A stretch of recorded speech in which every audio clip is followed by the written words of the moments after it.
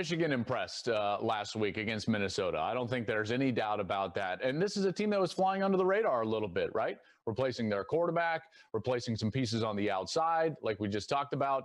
But I got to tell you, they impressed me thoroughly in a few different areas. And I want to break them down because these are areas that I think are going to sustain for the majority of the season. First and foremost, our quarterback, Joe Milton, I thought was tremendous. His arm talent and his ability to run the football were really good. This is just a little bit of his arm talent. Folks, this is just a drop back pass on third down. It's like, oh, that looks like nondescript pass, but look at the window. It's tight over the linebacker in front of the safety. That's a tough throw, and he throws it so hard the linebacker has no chance to get his hand up. Here he's got a little play action fake, and then he's going to throw an out route. This is an absolute laser beam.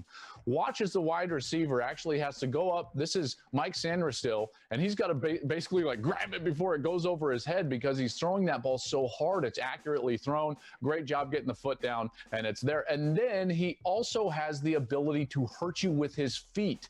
I think this is the element that's going to pay huge dividends for Michigan. Watch here as they're going to pull the center and the tackle. This is Andrew Vastardis, the center, and Jalen Mayfield, the right tackle. They're going to pull around. Milton just stays patient. Bang, the blocks happen, and he takes off, and he gets down the sideline. But they didn't just do it once. That was a nice little conversion. They did it again here. Look at that. Same thing. They're going to pull the lineman around and allow Milton to find the hole and run. They do it here inside the 5-yard line. Great short yardage play, letting the quarterback be his own blocker, and he's in there. Another element of their game that I love is their ability to get after the passer. John Brown loves to bring the blitz, and he does it right here with Cameron McGrone. He comes around the pressure. That's a sack early in the game. That's great. Well, how'd they do it? Well, they did it with two different stunts. This one on the right side of the offense, they're going to slam down the defensive lineman. They're going to slam him down on the guard in the center. And on the other side, they're going to bring the defensive end inside and loop the defensive tackle around. So there's a lot to go there and to cover for the offensive line. They're unable to do it, and they get the sack. Here's an overload on the left side. Guys, I love this. Check this out. Overload on the left side of the defense, and what that does is it prevents the offensive line from kicking out and covering the corner blitz. Here, Don Brown's going to bring the corner on a blitz, but because of that overload on the left side, there's nobody there to block him. Watch this as now the defensive line is going to line up outside. They're going to slam down. Here's the corner blitz profile, safety right on top. Here comes the corner. Boom! Big hit, turnover.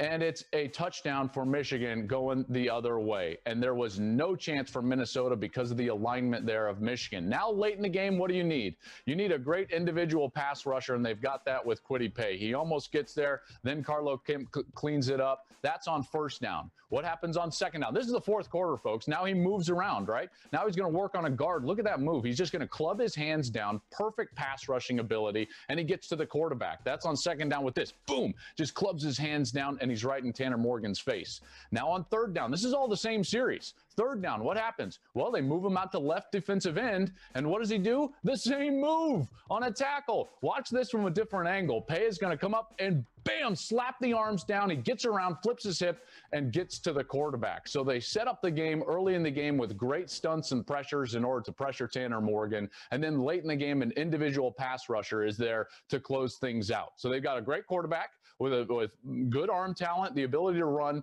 and a really good pass rush. Those are elements of their game that I think are going to sustain them for the long haul. But it's not my favorite part about what happened against Minnesota. Michigan, when Jim Harbaugh first came there to Ann Arbor, they were as good as anybody in the country in the power running game. All right, pulling the guard, leading with a fullback. It was old school football, as I like to say, and they were so good at it.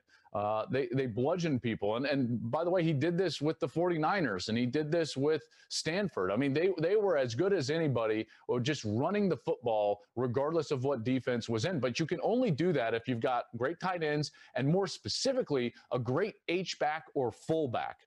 This is a terrific story. Ben Mason from Michigan last year, when Josh Gaddis came to install the spread, he had to move from fullback to defensive tackle because it was like, hey, we're running the spread. There's no spot for a fullback.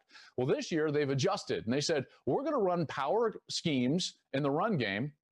out of the spread. So they bring Ben Mason back from defensive tackle. Now he's a fullback again. Let's see how they use him. How are they getting big and being powerful during the game? Here's the former defensive tackle lined up as a wide receiver. Very creative from Josh Gaddis. They're going to bring him in motion. Now all of a sudden what happens? Big, old school power running game. Ben Mason slams down the defensive end. Guard pulls around, gets a great block, and boom, it's gone. Zach Charbonnet runs for a touchdown. If you look at this from the back angle, check out the Chuck Filiaga. He's going to come from left guard. That's the block that ends up creating a huge hole, and Charbonnet is gone. Power football. Down, down, kick out, big hole. Now Mason's a fullback.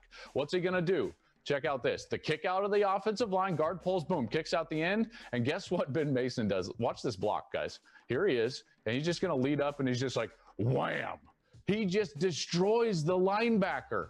How would you like to run behind an offensive line and a fullback that's able to do that? Hassan Haskins, nice little gain, second and short. Now you can't just have him in there to block, right? The defense is going to be like, hey, he's not getting the ball. No, he is. Here's the former defensive tackle over the top for a touchdown. I love it, a little slide concept. Here he is, a little play action pass. He slides to the left, and boom, he's there. He catches the ball well, and he gets into the end zone. Folks, Michigan is for real, and in large part because they can throw it, they can spread you out and run the RPOs with Milton and some of those fast wide receivers, and they can get big and go back to the roots of Jim Harbaugh and run that big power gap scheme-oriented running attack that was so successful for them early in his tenure there in Ann Arbor. So lots to like for Michigan. If you're a Michigan fan, all of those elements are something that you should be looking for now as they play Michigan State and onward in their season, and hoping that it can sustain. And I think that it can. I'm starting to get a little bullish on Michigan after what I saw last week against Minnesota. For the best access, perspective, and personalities in all of sports, follow us at Fox Sports on Twitter, Facebook, Instagram, and YouTube. Hey, thanks for watching. If you enjoy that clip, make sure you click subscribe somewhere down here.